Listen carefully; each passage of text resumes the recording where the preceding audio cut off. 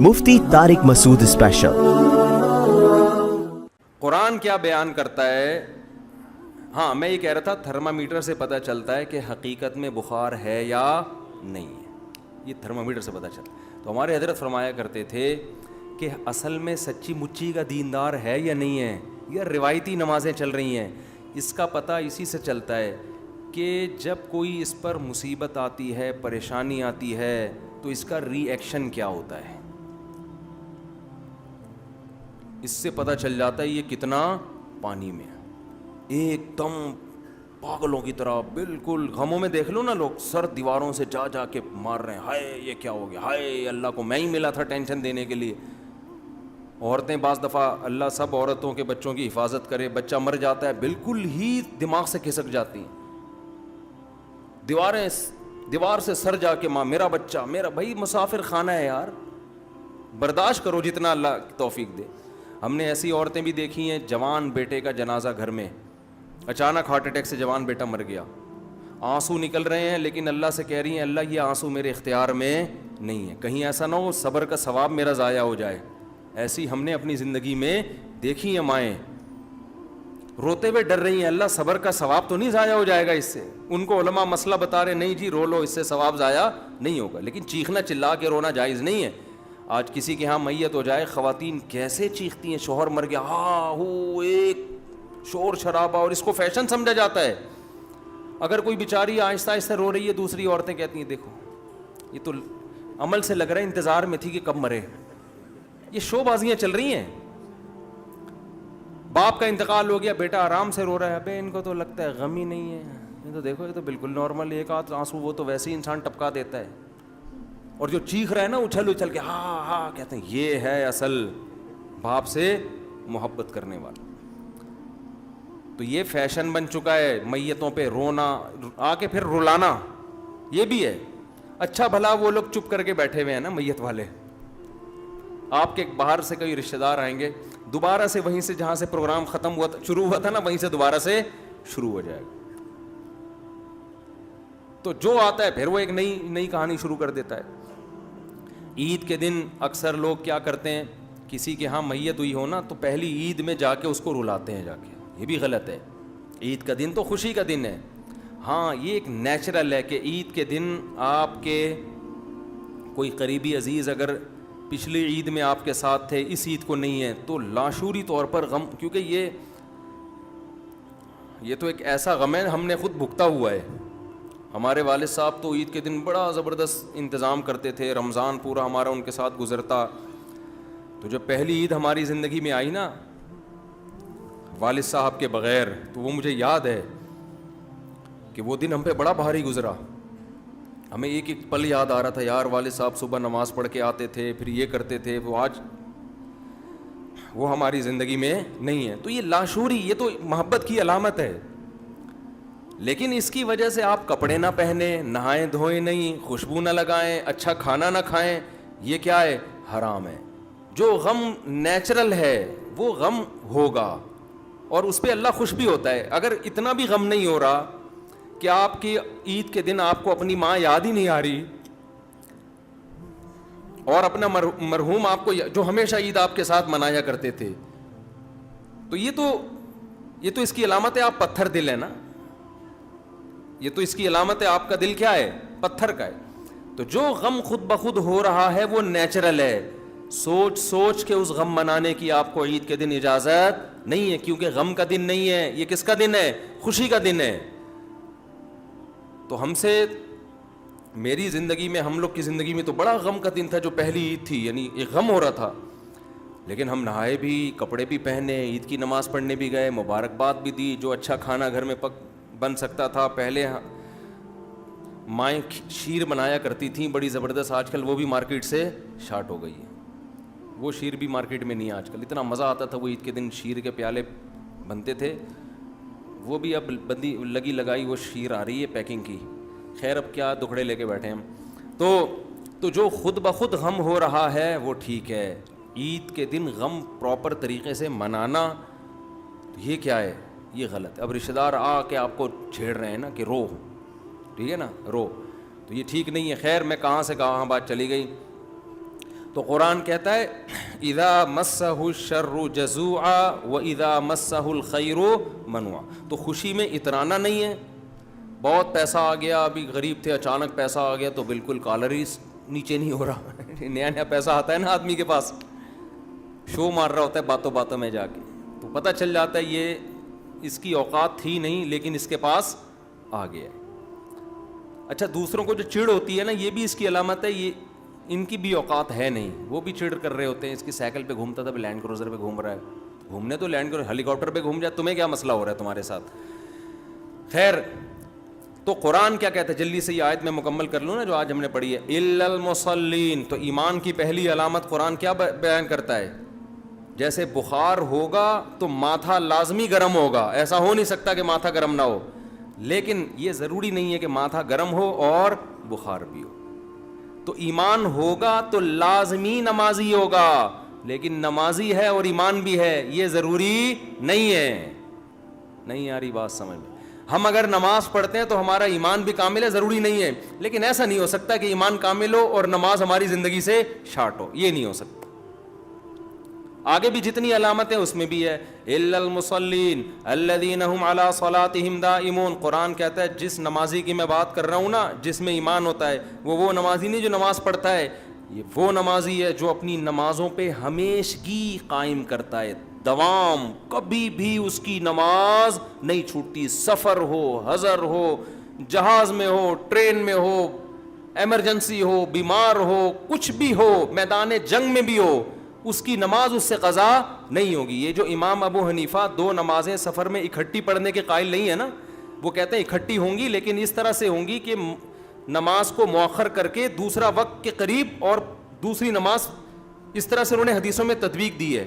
اس کا مقصد حدیثوں کی مخالفت نہیں ہے, اس کا مقصد یہ کہ قرآن اہل ایمان کی صفات میں ہمیشہ یہ بیان کرتا ہے کہ نمازوں کی حفاظت کرتے ہیں, چاہے سفر ہو یا حضر, بیماری ہو یا پریشانی.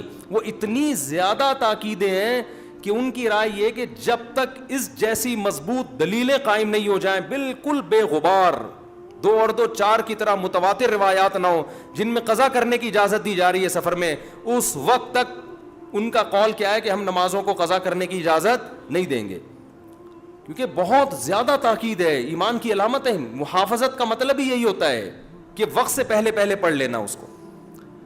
الا المصلین الذین هم علی صلاتهم دائمون والذین فی اموالہم حق معلوم. دوسری صفت قرآن بیان کرتا ہے, جس میں ایمان ہوگا اس کا سارا پیسہ اس کی جیب میں نہیں جائے گا. یہ ہو ہی نہیں سکتا کہ مسلمان بھی ہے اور سارا پیسہ اپنا خود کما کے خود کھا جاتا ہے.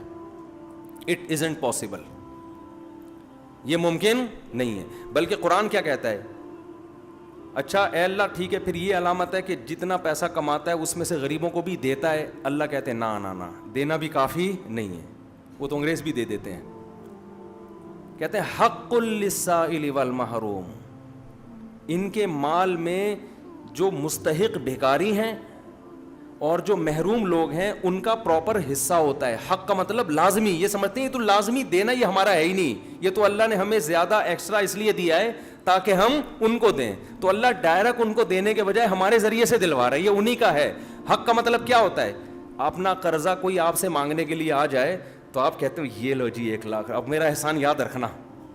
کہے گا احسان کہاں سے بھائی, تو نے مجھ سے موبائل خریدا تھا 1 لاکھ روپے کا, تو پیسے تو نے دیے نہیں تھے, اور اب کہہ رہے احسان کس بات کا بھائی, فری میں تھوڑی مانگ رہا ہوں, میرا حق ہے. تو یہی حالت ہوتی ہے. اللہ کہتے ہیں جب یہ رشتہ داروں میں غریبوں میں پیسے بانٹتے ہیں تو احسان سمجھ کے نہیں, کہتے ہیں ان کا کیا ہے, حق ہے. اصل میں اللہ نے ہمیں آزمانے کے لیے ان کا پیسہ ہمیں دے دیا کہ ان تک پہنچا دینا, ہمارا ہے ہی نہیں ہے. کیا کریں یار, کیسے سمجھائیں بھائی, کیسے سمجھائیں. تو مسلمان کنجوس نہیں ہوتا, دیتا رہتا ہے. لے بھائی اس کو بھی دیا, ادھر بھی دیا, کچھ بہنوں میں کو بھائیوں میں بانٹ دیا, کچھ پھپھی خالہ کو دے دیا, ادھر پتہ چلا بیوہ بہن ہے, یہ لو بھائی اتنے پیسے لے لو. ادھر پتہ چلا جی وہ کیا نام, بیگم کا اس لیے ذکر نہیں کرنا, اس کا تو تمہارا باپ بھی دے گا زیادہ تر. ہاں کوئی کنجوس شوہر ہو تو پھر اس کو ہم الگ سے جمع کے بیان کر دیں گے. وہاں تو نو کا آپشن ہے ہی نہیں, کیونکہ میں بھی ایک شوہر ہوں نا, مجھے بھی پتہ ہے وہاں نو کا آپشن نہیں ہے. یہ آزمائش تو وہاں ہے جہاں نو کا آپشن بھی ہو اور یس کا آپشن بھی ہو, وہاں پتہ چلتا ہے. یہاں تو آپ کے باپ کو بھی دینا ہے, اور اگر 2 شادی کر لی پھر تو گئے کام سے. یہاں تو یہ ہو نو کا ہے ہی نہیں آپشن. آپ نے جس دن کہا 5-6 کے بجائے 5 انڈے آئیں گے, 6 کی طاقت نہیں ہے, پھر دوسری کی کیوں جب پیسے نہیں تھے؟ جب پیسے نہیں تھے, جب ایک کے حقوق ادا نہیں ہو رہے تو دوسری کی کیوں؟ تو یہاں تو پھر اور مسئلے ہیں, پھر بھی کرو ایسی کی تیسی, اللہ 6 انڈوں کی پیسے دے دے گا انشاءاللہ. ٹھیک ہے نا. خواتین خوش ہو جاتی ہیں بھی ہمارے فیور میں جا رہا ہے, اچانک پھر میں ٹن مارتا ہوں. تو لیکن اگر کوئی کنجوس آدمی ہے تو اپنی بیوی پہ بھی میرے بھائی دل کھول کے خرچ کرے, کیونکہ نبی صلی اللہ علیہ وسلم نے فرمایا سب سے افضل صدقہ وہ ہے جو اپنی زوجہ کو کھلاتے ہو, اس لیے کہ وہ بھی کسی کی بیٹی ہے, گھر بار چھوڑ کے تمہارے گھر میں آئی ہے, اور تم بھی تو چاہتے ہو نا تمہارا داماد تمہاری بیٹی کو کھلایا کرے, یا وہ ترسا کے دے اس کو, تم جیسے چاہتے ہو تو اپنی بیوی کو بھی کھل کے کھلایا کرو. یہ رواج ڈالو, مرد کھلاتا ہوا اچھا لگتا ہے لیکن عورتیں کھاتی بھی اچھی نہیں لگتی کیونکہ وزن بڑھ جاتا ہے ان کا. تو کہاں سے کہاں بات چلی گئی یار, ایک تو کیا بات ہوئی تھی. تو قرآن کہتا ہے کہ ان کے مال میں حق ہے, بھکاریوں کا بھی حق اور محروم کا بھی حق ہے. بھکاری سے مراد پروفیشنل بھکاری نہیں ہے, خوب سمجھ لیں, جو واقعی مجبور ہو, بیچارہ مجبوری میں مانگ رہا ہو آپ سے آ کے. وفی اموالہم حق للسائل والمحروم والذین, وہ کیا ہے بھائی آج ہی پڑھی ہے ہم نے, والذین هم علی صلاتہم دائمون والذین هم لفروجہم حافظون. اللہ فرماتے ہیں کہ جو ایمان کی جو علامتیں ہم بیان کر رہے ہیں کہ جن لوگوں میں صبر ہوتا ہے, جو ایک ٹینشن نہیں لیتے اور سخاوت ہوتی ہے, ان کی ایک تیسری علامت کیا ہے کہ وہ اپنی شرمگاہ کی حفاظت کرتے ہیں. الا علی ازواجہم او ما ملکت ایمانہم, سوائے اپنی بیوی اور باندیوں کا آج کل کوئی تصور نہیں ہے, بالکل بھی فری ہونے کی کوشش نہ کرے. بہت سے لوگ ہیلے بہانے کر کے یار اگر ہم جنگ میں کسی عورت کو قید کر کے لے آئے تو باندی بن جائے گی. اب نہیں بن سکتی, کیونکہ باندی بنانے کے لیے میں نے اس پہ بڑی تحقیقی ایک مقالہ لکھا تھا, عربی میں ہے وہ, اردو میں نہیں ہے. تو وہ عربی میں ہم نے 2006 میں نا یہ بڑی بحث چلی تھی باندیاں آج کے دور میں جائز ہیں یا نہیں بنانا. 2005 یا 4 میں ایک مقالہ میں جامعۃ الرشید میں پڑھا ہوا ہوگا وہ. تو اس میں فقہائے کرام نے یہ بات لکھی ہے کہ یہ تملک بالقہر, یعنی قہر سے, غلبے سے آپ جو مالک بنتے ہیں, اس میں بہت ساری شرطیں ہیں.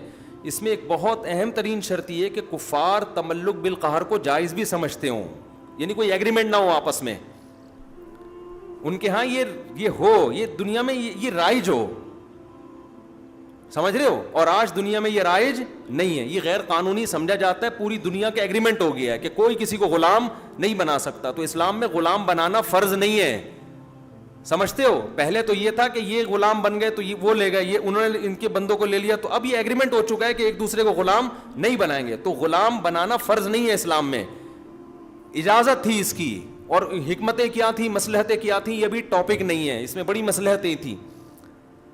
اب اگر یہ چیز پوری دنیا میں ایک لا بن چکا ہے, تمام ملکوں نے اس کو تسلیم کر لیا ہے, تو اب یہ اللیگل ہے, اب یہ غیر قانونی ہے. اب اگر کسی نے کیا تو وہ باندی بنے گی نہیں, سمجھتے ہو, اب وہ زنا کہلائے گا. سمجھتے ہو بات کو کہ نہیں سمجھتے ہو؟